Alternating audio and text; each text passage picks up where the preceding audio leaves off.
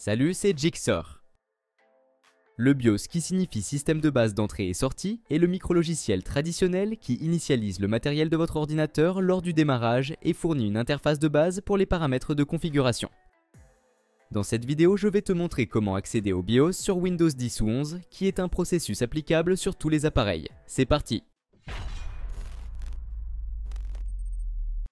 Puisque le BIOS est le premier programme qui s'exécute lorsque tu démarres ton ordinateur, accéder à son menu de configuration est possible durant ce processus. Cependant, tu dois agir rapidement pour saisir le bon moment et y accéder. Quand le logo de la marque de ton ordinateur apparaît à l'écran de démarrage, il y a souvent un message indiquant la touche à appuyer pour accéder au BIOS. Cette touche varie selon les marques.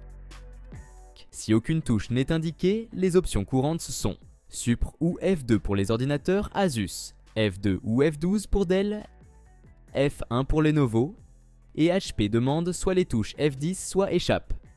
Appuie sur la touche plusieurs fois jusqu'à ce que la fenêtre de configuration apparaisse. Si tu as raté le démarrage, il n'est pas nécessaire de redémarrer ton ordinateur. Tu peux accéder à la configuration du BIOS depuis le menu Paramètres, comme alternative. Recherche Options de récupération et clique sur Redémarrer maintenant à côté de Démarrage avancé. Dans la fenêtre suivante, sélectionne Dépannage, va dans Options avancées et ouvre Paramètres du microprogramme UEFI pour finalement accéder au BIOS. Autrement, tu peux utiliser le bouton d'alimentation, ce qui peut être particulièrement utile si tu es bloqué sur l'écran de connexion de Windows. Appuie sur le bouton d'alimentation une fois, puis maintiens la touche Shift enfoncée tout en cliquant sur Redémarrer.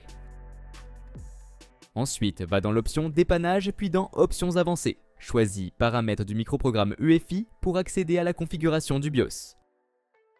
Et voilà, c'est tout pour aujourd'hui. Si cette vidéo t'a été utile, n'hésite pas à laisser un pouce bleu et à t'abonner à la chaîne. Si tu as des questions concernant cette vidéo ou si tu veux que je fasse un tutoriel sur un autre sujet, écris-le moi en commentaire. À la prochaine.